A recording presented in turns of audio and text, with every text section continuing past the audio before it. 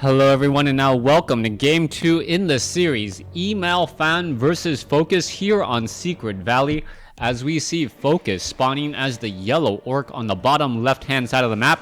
Meanwhile, over here on the top right, we have EmalFan spawning as the blue human. Gonna go ahead and speed things up to the 2-minute mark once more, just to save myself some time, and you as well, as I am expecting this human versus orc matchup to be a bit interesting. Now, the Blade Master is going to be able to deal a lot of damage to this footman, but I am curious as to what the thought process was for EmalFan to choose a map that is generally orc favored. Orc players generally like this map because of the two fountains of health on the corners, and the Blade Master with his high armor and the grunts with their high number of hit points do heal relatively fast in those corner locations. Now, it is possible that the Archmage is able to perhaps set up a very quick expansion down over here at what I'll call the 3 o'clock location up, and if he just delayed that attack just a bit, he would have been able to get to level 2. Archmage still sitting at level 1. We'll see where he's going to be going to next. Blade Master is currently wind-walked and is currently unable to be sighted. Blade Master getting in a wind-walk strike, dealing of 40 points of an additional damage, as we are looking at a quick push into the orc base. Now, we saw what Focus did in game number 1. Focus purposely went for a very fast stronghold tech in game number 1, but in game number 2, it looks as though he's delayed that just a bit. You can take a look. There is the orc burrows there, and he's already at 25 supply, so he wanted to really be sure that he didn't get shut out like he did in game number 1. Focus adjusting his strategy accordingly. He will be slightly delayed in his tech to tier 2, but he is not going to be nearly as vulnerable as he was in game number 1. Grunt quickly taking down this creep camp here, leaving a tome of strength. Blade Master still wandering around though, has boots of speed and a circlet of nobility, but not very much else, and that is going to cause a bit of problems if he does have to do any sort of strong engagements. Now, I am surprised that EmalFan has not gone for the traditional militia clear here at the 3 o'clock location. He could perhaps be going for a very fast tier 2, trying to get to sorceresses extremely quickly. That's actually something that was missing in game number 1, as the Archmage quickly picks up an item and then runs away. Blade Master getting in some damage now. You can see that the footman is taking a fair bit of damage as he is attempting to run away. It looks as though he will end up giving experience to that Blade Master. Blade Master, it looks as though, yep, he will get that final blow off on that footman.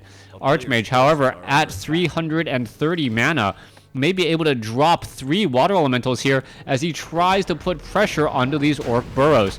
Alright, water elemental, orc burrow, able to easily shoot that Archmage. Archmage needs to back off and then perhaps come back in and drop another water elemental, but that is not going to work out very well either. Archmage now heading back off to the north. Blade Master now heading off to the north here, going after a couple of easy footmen as we see riflemen being trained. Now, I am a bit curious about this. The Blade Master actually spotted this and may be able to turn around and start attacking. Riflemen, 18 to 24 damage, but their real strength is their ability to focus fire units. Now, by focus firing units, alright, let's take a look at this. Paladin is going to be that third hero. You can see that rifleman is just running around in circles, getting in some easy shots here, as that one windwalk is going to go ahead and break through. There goes that rifleman there.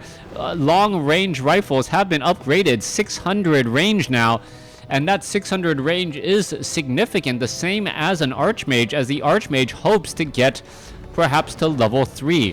Nightcrawler going to fall as well, Paladin now out on the field. Rifle casters does seem to be the strategy that we are looking at right now, but I'm not quite sure how successful it will be.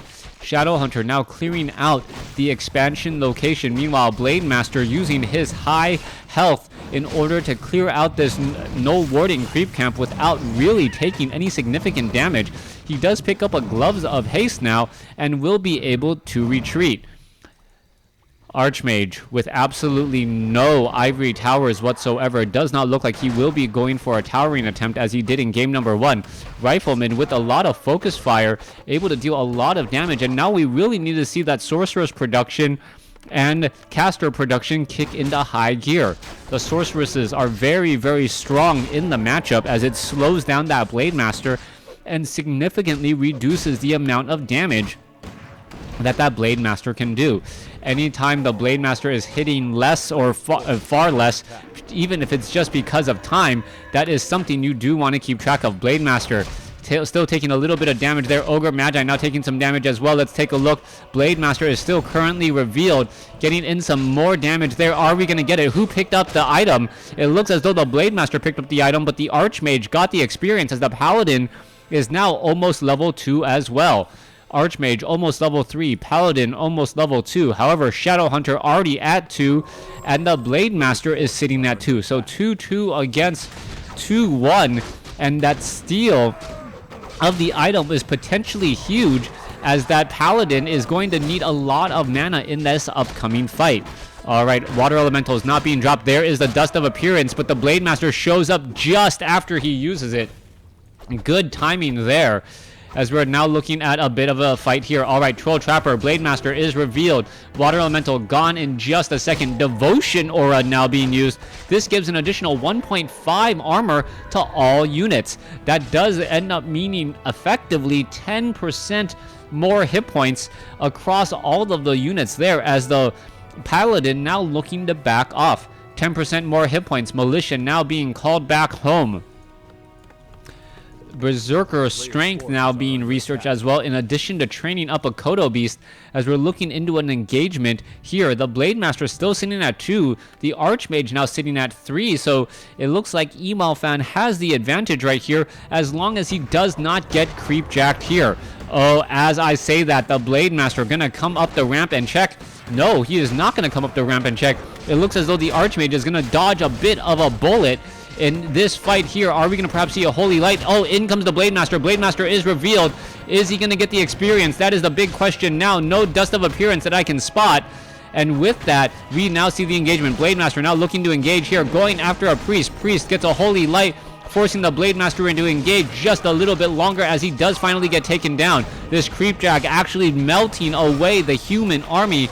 EmalFan not having Dust of Appearance here, having a bit of an issue, but Rifleman now being coupled with a whole bunch of Militia, as the Militia may be able to get in a lot of damage as well. Alright, 108 critical strike coming across. There is the Holy Light right there, as we now see the Raider trying to back off. Healing Wave continuing to bounce around, and the only reason why EmalFan actually has any chance right now is because of the relative closeness of his base. Talk about healing all of those units at just the right time. There finally goes a Raider. Those healing waves have been keeping a lot of units alive for quite some time, as the Peasants now taking significant damage. Alright, the Paladin now with perhaps using a potion of invulnerability in order to get that invulnerable shield. That is not a divine shield. We've seen Holy Light, and we know he has Devotion Aura. No real way that could happen at all to have 3 skills at level 2. Blade Master goes down, taking down a Rifleman there, as the Peasants now going to be falling one by one. And this is just turning a bad situation into a bit of a, well, worse situation, as the Blade Master finishes off that Paladin. Looks like Focus is just going to be cleaning things up here. You can see an Arcane Vault is being added. No Sorceress to be found. And with no Sorceress, there's nothing really slowing down or hampering that Blade Master at all. And I think that is pretty much going to be the game. The Blade Master is just so well supported by the Shadowhunter and his level 2 healing wave that he doesn't really have to worry. Shadowhunter getting up into another level here. Shadowhunter may even decide to give the Blade Master additional rings of protection in order to give him better longevity as well. Blade Master sitting at 6.6 armor, could go up as high as at 11.6, as unit after unit is falling off over here. Blade Master now down to 125, 93, 81. There's the Windwalk. There goes the Archmage now, as the Blade Master finishes it off and gets the victory rather easily. Thanks for watching. Thanks for listening. Hope you guys enjoyed game 2 in this series. Focus taking out EmalFan 2-0.